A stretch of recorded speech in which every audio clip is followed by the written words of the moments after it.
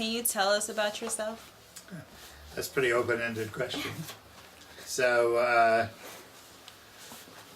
I am from Seattle, Washington.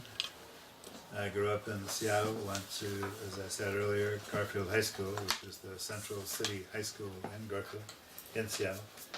I went to the University of Washington. I had the opportunity to go to law school, so I went back east to Harvard Law School. And something you may know about me now is that I've been here 26 years, and I've given my notice that this is my last year. So I'm going to retire at the end of June. How do you describe Huckleberry Youth Programs?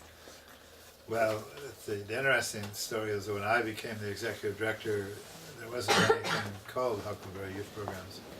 The name of the agency was Youth Advocates. We had a number of programs, one of which was called Huckleberry House. But as we would go around town telling people we worked for Youth Advocates, nobody had any idea what that was. Most people thought it was a law firm. So about 10 years ago, we changed the name to Huckleberry Youth Programs. And still, many people in San Francisco anyway think Huckleberry Youth Programs is still Huckleberry House, the runaway shelter. So we have to describe that we have the Cole Street Clinic and the Multi-Service Center. And we also run the Community Assessment and Referral Center, the CARC, and then we have a large health clinic in San Rafael, California.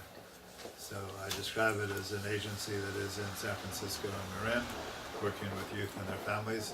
That is, if not the best, then one of the best youth agencies in California. How did the Huckleberry Wellness Academy come about, and how do you describe this program? So I can give a real long answer to that one or a short one. But what's interesting is when Huckleberry House, the shelter, was asked by the city to be the status offender program. So I have to explain that. So if you have run away from home, or if you've been pushed out of home, or if you're a truant, or if you're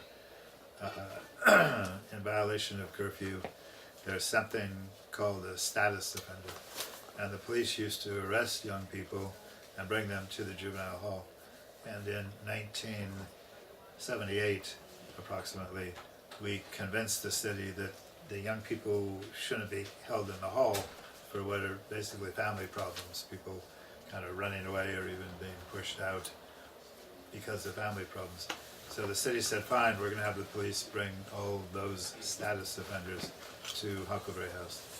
But then I got a call from the center saying, well, we got doctors up here, and everyone up here who's brought by the police gets a medical exam. So do you want to bring all the kids who go into Huckleberry House up to the Juvenile Justice Center? And we said, well, there's a big storage area in the basement of Huckleberry House. What if we build a medical clinic? Will you assign a nurse to work there? So they did. We actually built a small clinic in the basement of Huckleberry House. And a lot of young people, after they came in and out of Huckleberry House and went back home, would come back and ask if they could see the nurse. So we thought it was important to create some sort of teen clinic. At the same time, we won the first award that was ever given by the United States Centers for Disease Control to do HIV prevention for runaway and homeless youth. So we had some money and we were able to rent this space. We built the clinic across the hall, and the health department has been our partner ever since, and they've staffed it. From the very beginning, we would ask young people like you to be peer health educators. And for those people who wanted to do that, we would train them in health subjects, and we'd ask them actually to sit in the waiting room and to interact with patients who were coming in, as well as going out to schools and after-school areas and do health education. And we had a lot of really great young people who are our peer health educators. In fact, in the early days, it was very unusual to have peer health educators, to the point where they were featured on a national TV show. And they actually were asked to go back and testify in Chicago before the United States AIDS Commission on how to talk to young people about safe sex.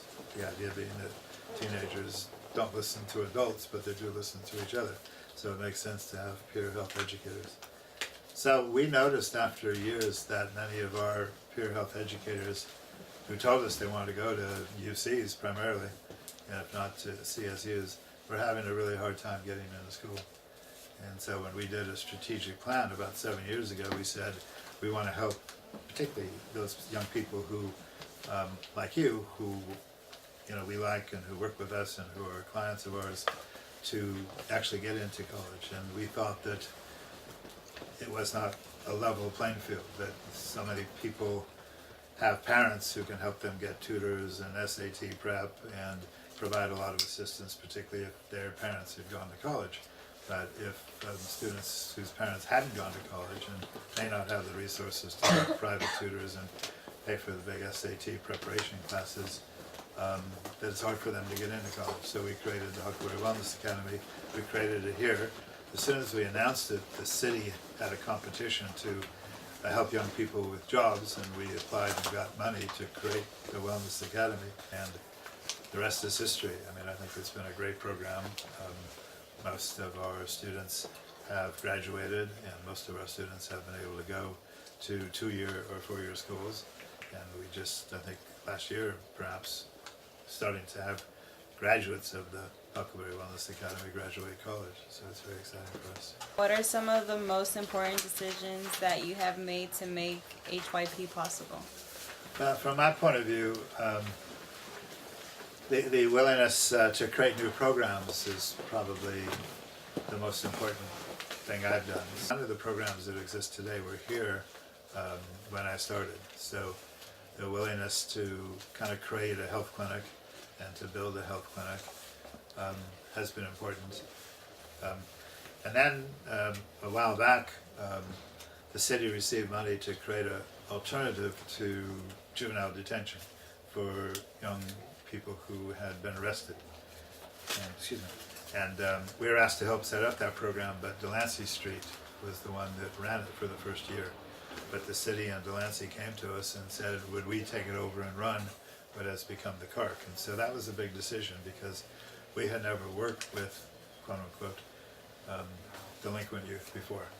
But we presented to our board of directors when we argued that delinquent youth are oftentimes the same as all the rest of our youth, except they're unlucky to get caught doing something one day.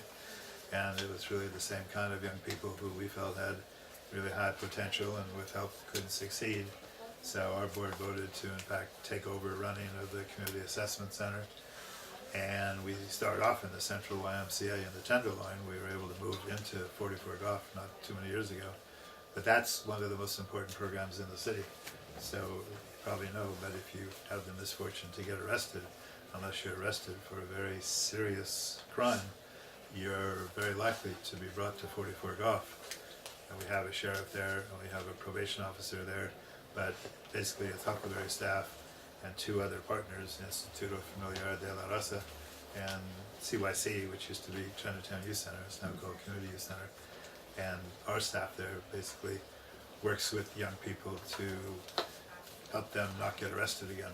But that decision to go into the delinquency business was a critical decision as well. And just without too long, a couple of years ago, we had the opportunity to expand our substance abuse work in Marin.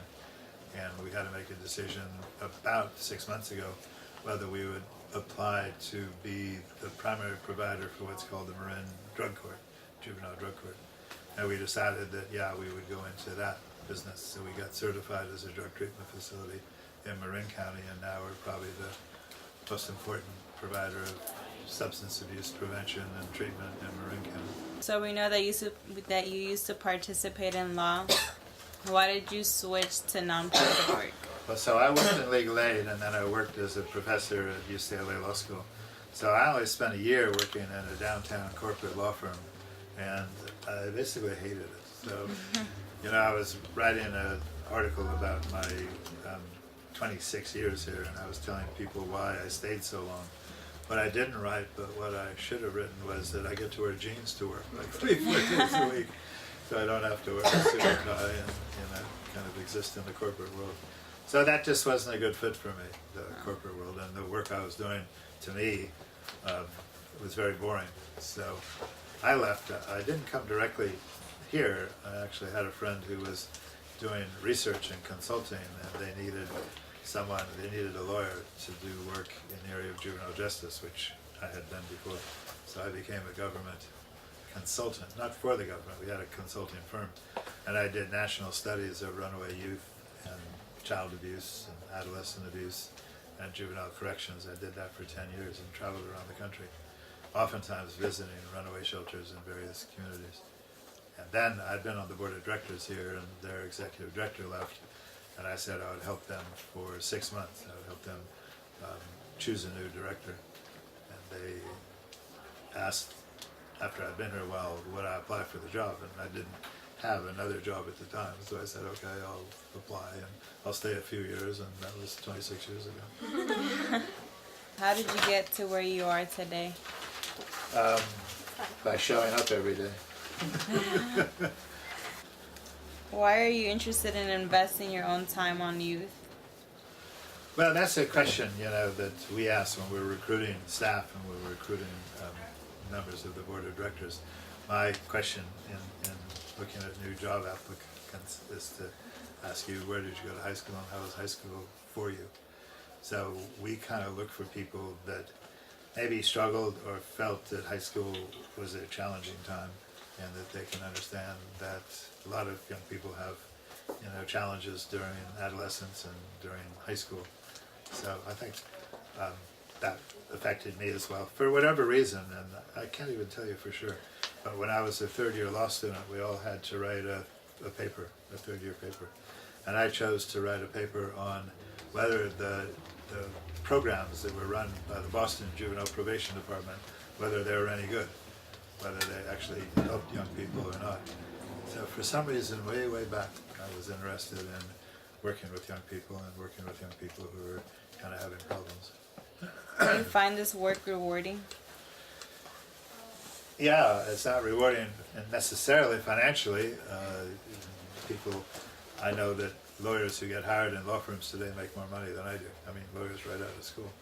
But we were able over time to pay a decent salary, and it's very rewarding to see what we're doing and to make a difference in people's lives. On average, we work perhaps face to face with as many as,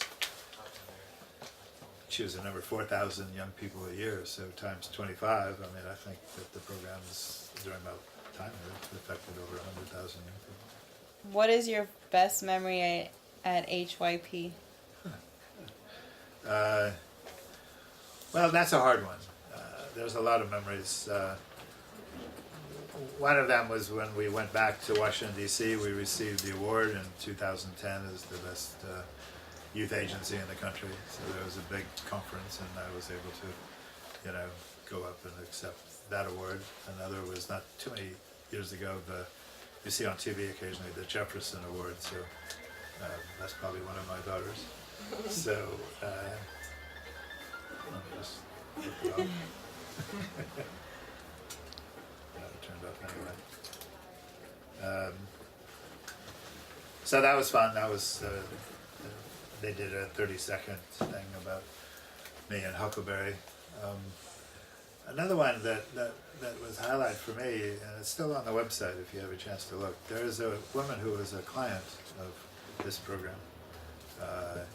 Her name was Latifah Simon, and Latifah and I have become good friends later, but Latifah was a single mother when she was in high school, and she actually was a delinquent. She got arrested a couple of times.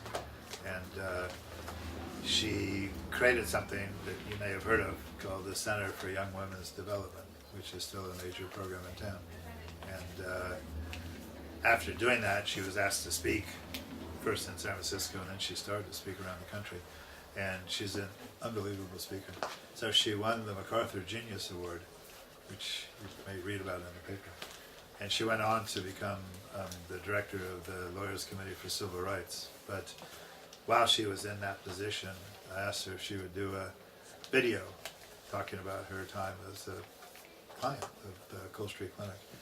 And so her video is on our website, but it's really neat to see her talking about how the staff and the programs helped her when she came to Huckleberry, and how much she still, I think, admires the programs that Huckleberry runs today. So for whatever reason, when she did that, I got really goosebumps thinking of that. And what is your greatest accomplishment at HYP? Well, you know, when I think about it, what comes to mind is people who have grown their programs to 10 million or 20 million or 100 million. But because I know from my point of view how hard it is to raise the money every year, the fact that this program is still around is the greatest accomplishment that we've been able to survive. For me, it's been 26 years for the agency. In 2017, so that's just in 2.5 years, will be the 50th anniversary of Huckleberry. We know that you will be retiring this year. So, what is one hope that you have for Huckleberry in the years to come? Well, I was very invested in who they chose as the next person. I wanted very much to find someone who was going to be able to keep these programs going and hopefully grow them. And you know, I'll probably still be involved as a donor for Huckleberry, and probably as a consultant. The board of directors has asked me to help the new director for anywhere from 3 to 6 months, and I'll probably be around to help after that. All right, well, that's all our questions. Thank you. Thank you.